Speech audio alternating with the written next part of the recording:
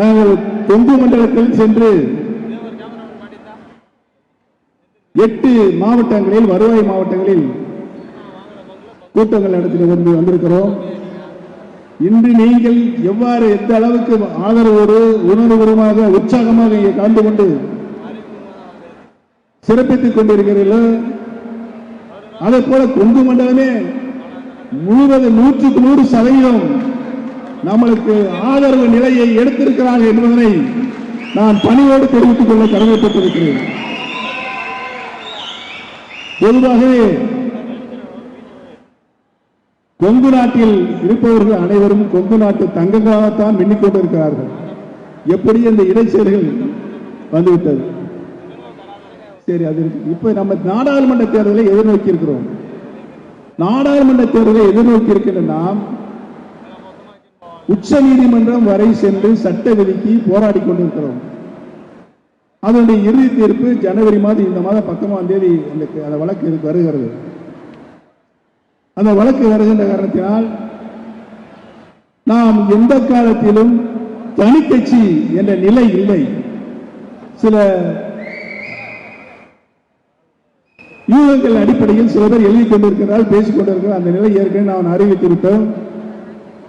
சரி, நம்ம அமைப்பை கொண்டு செல்வதற்கு ஒரு குழு ஏற்படுத்த வேண்டும் என்றுதான் கழகத்தினுடைய தலைமை கழக நிர்வாகிகள் அனைவரும் ஒன்று சேர்ந்து நம்முடைய கழகத்தினுடைய ஆலோசகர் அவர்கள் வழிகாட்டுதலையும் அவர் ஆலோசனையை கேட்டு தொண்டர்கள் உரிமை பறிக்கப்பட்டிருக்கிறது, புரட்சி தலைவர் எம்ஜிஆர் விதித்த விதி நசுக்கப்பட்டிருக்கிறது, மாண்புமிகு அம்மா அவர் அந்த விதியை காப்பாற்றியதெல்லாம் காற்றில் பறக்கப்பட்டு விட்டார்கள் என்பதனை மீண்டும் கொண்டு வந்து சேர்ப்பதற்கு ஒரு குழு உருவாக்கப்பட வேண்டும் என்பதால் குழுவை உருவாக்கி நாம் இன்றைக்கு தமிழ்நாடு பூரா பயணித்துக் கொண்டிருக்கிறோம்.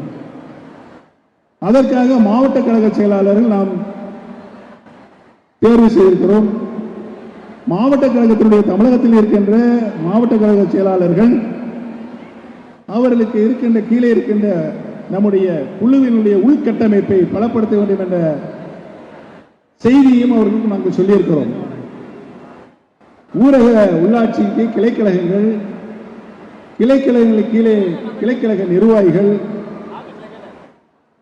பேரூராட்சியுடைய செயலாளர்கள், அவருக்கு கீழே நிர்வாகிகள், பேரூராட்சியில் கிளைக்கழகங்கள், அந்த கிளைக்கழகங்களுடைய நிர்வாகிகள், நகராட்சி கழக செயலாளர்கள், நகராட்சியுடைய நிர்வாகிகள், இந்த நகராட்சியில் இருக்கின்ற கிளைக்கழகங்கள் வார்டுகளில் செயலாளர்கள், நிர்வாகிகள், மாநகராட்சிகளில் பகுதி கழகத்தினுடைய செயலாளர்கள், நிர்வாகிகள், வட்டக்கழகத்தினுடைய செயலாளர்கள், நிர்வாகிகள், இப்படி அனைத்து நிலைகளிலும் புரட்சி தலைவர், புரட்சி தலைவி மாண்புமிகு அம்மாவுடைய காலத்தில் இருந்த கழக அமைப்பு ரீதியாக இருந்த அத்துணை அமைப்புகளிலும் நிர்வாகிகள், பொறுப்பாளர்கள் தேர்வு செய்யப்பட வேண்டும் என்பதுதான் மாவட்ட கழகத்தினுடைய செயலாளர்களுக்கு நாங்கள் செய்திருக்கின்ற செய்தி. இதையெல்லாம் நீங்கள் மாவட்ட கழக செயலாளர்கள் கவனமாக எடுத்துக்கொண்டு, மாவட்ட கழக செயலாளர் பாருங்க ஐயா, மாவட்ட கழக செயலாளர் நல்ல கவனமாக கேட்டுக்க. இந்த செய்தியை நீங்கள் கவனமாக எடுத்துக்கொண்டு கழக அமைப்பு ரீதியில் என்னென்ன அமைப்புகளில் என்னென்ன நிர்வாகிகள், பொறுப்பாளர்கள் இருந்தார்களோ இன்னும் 15 தினங்கள் நீங்கள் அவர்களை தேர்வு செய்ய வேண்டும்.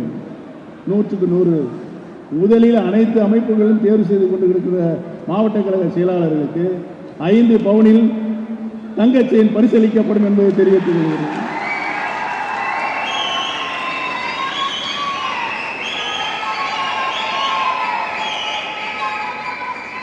நான் ஏன் இந்த பரிசை அறிவிக்க என்று சொன்னால், இன்னும் சொல்லிடுறேன், 3 மாவட்ட செயலாளர் கூட்டம் போட்டோம், கொடுத்திருக்காங்க, ஒரு 60% கொடுத்திருக்காங்க, இல்லை 40% கொடுக்கணும்.